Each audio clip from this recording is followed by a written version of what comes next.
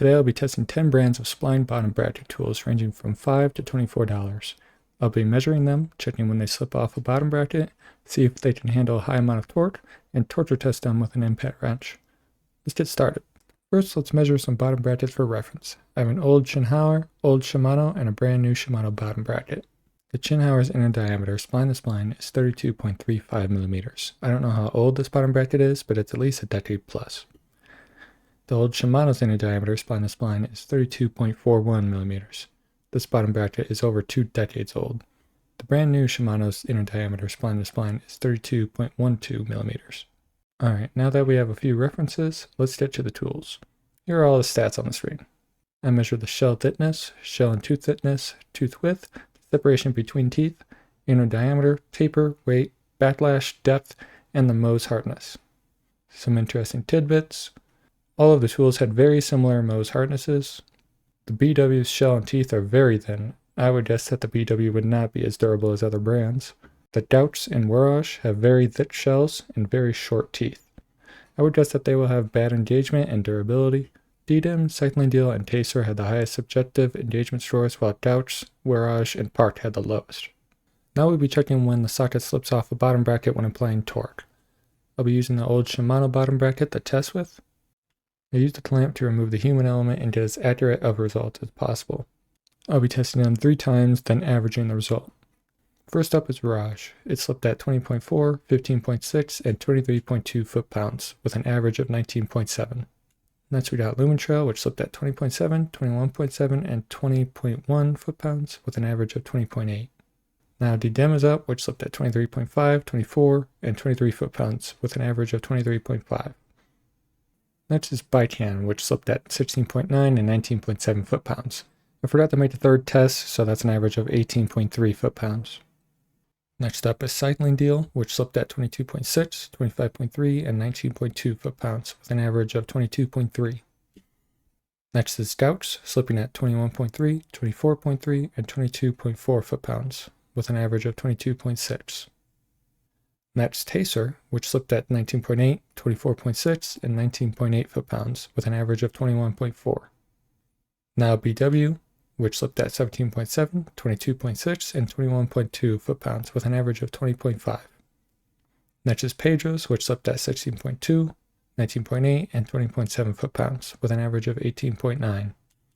Lastly, Part Tool, which slipped at 17.4, 19.2, and 16.2 foot-pounds, with an average of 17.6.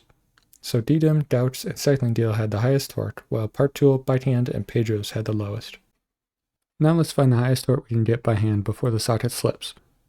Warage's highest torque before slipping was 18.9 foot-pounds. Lumen Trail slipped at 30. DDIM slipped at 31.9 foot-pounds. Backhand slipped at 26.3 foot-pounds. Cycling Deal slipped at 34.6 foot-pounds. Douch slipped at 23.3 foot-pounds. Taser slipped at 28.6 foot-pounds. BW slipped at 33.8 foot-pounds. Pedro slipped at 31 foot-pounds. And Part Tool slipped at 25.3 foot-pounds. So Cycling Deal, BW, and DDIM had the highest torque, while Warage, Douch, and Part Tool had the lowest. Next I tested if the sockets could handle a high amount of torque, and survived slipping at a high torque. Fortunately, all of the sockets survived with ease, with all of them handling over 60 foot-pounds of torque. Next I checked if the sockets could handle an impact wrench rated for 250 foot-pounds, then let the sockets slip for several seconds. All of the sockets survived with some wear and mushrooming. So now let's check how that affected their fitment. I'll be using the Shinhauer bottom bracket to test with because the old Shimano likely experienced damage from the previous tests. Warage had a backlash of 9,000ths of an inch. Lumen Trail had a backlash of 8,000 of an inch. DDIM had a backlash of 6,000ths of an inch. Backhand had a backlash of 9,000ths of an inch. Cycling Deal had a backlash of 2,000ths of an inch. Douch had a backlash of 10,000ths of an inch. Taser had a backlash of 10,000ths of an inch. BW had a backlash of 9,000ths of an inch. Pedro's had a backlash of 7,000ths of an inch. And Part Tool had a backlash of 1,000ths of an inch. So Part Tool, Cycling Deal, and DDIM had the lowest amount of backlash, while Douch, Taser, Warage, and BW had the highest. Now let's see how the damaged sockets fit in a new Shimano bottom bracket. If the teeth were mushroomed from slipping, they might not fit in the tighter tolerances of the new bottom bracket. So Warage sunk in 1.73 millimeters, Lumen Trail sunk in 1.91 millimeters, D-DIM sunk in 2.01 millimeters, Bitan sunk in 2.35 millimeters, Cycling Deal sunk in 1.17 millimeters, Douch sunk in 1.2 millimeters, Taser sunk in 4.04 millimeters, BW sunk in 4.04 millimeters, Pedro sunk in 3.91 millimeters, and Part Tools sunk in 2.52 millimeters. So only the Taser, BW, and Pedro's fully seated into the new bottom bracket. They also had no backlash whatsoever.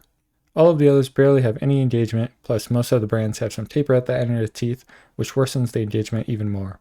However, I could probably file down the mushrooming to get the sockets to fit if the mushrooming is the problem. Unfortunately, I didn't test for fitment in the new bottom bracket before damaging the sockets, so I don't know if they would have fit as they were from the factory. So, my favorite socket of the bunch would be the Taser, because it had good engagement before being damaged and it was able to fit in a new bottom bracket after being damaged. If I ignore the fitment into the new bottom bracket though, my favorites would be the D-DIM and Cycling Deal, which ranked high in engagement score and all of the tests. But I would be happy with any of the sockets except for the Douch and Warage, which have terrible fitment that I felt during the tests. Finally, a PSA. Be careful of the Part Tool BBT22 sold on Amazon. I don't know if it's a different design, a manufacturing defect, or a fake product, but many people have been reporting the tool has been breaking under very low stress. I had this happen personally, which is actually the reason I decided to create this video. Mine was sold by Bicycle Edition and shipped by Amazon. However, the Part Tool shown in this video was sold and shipped by Worldwide Cyclery, which is officially listed on the Part Tools website. Thanks for watching, and have a good one.